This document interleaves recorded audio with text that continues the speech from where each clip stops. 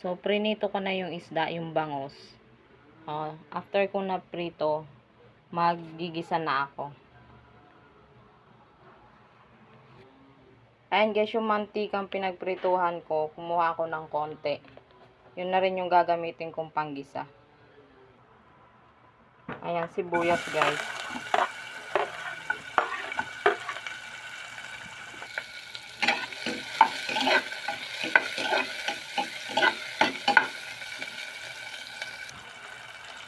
Tapos bawang.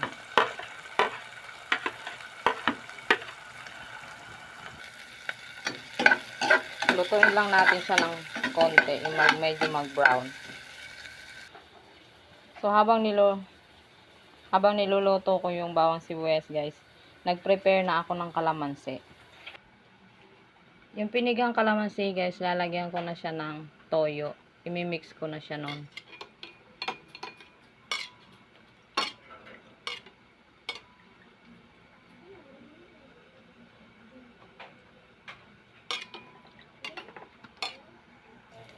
Saka natin ilalagay dito sa ginisa kong bawang sibuyas.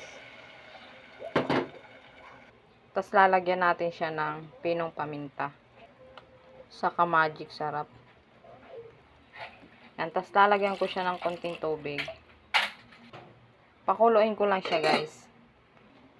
Ayan, pagkulo niya, titikman natin kung tama na yung timpla. Yan, lalagyan ko siya ng sili guys para mabango. Tapos lalagyan ko rin siya ng hiniwa kong sibuyas na pabilog-bilog. Yan, lulutuin ko lang yan. Tama na yung timpla niya. So, lutuin ko lang ito.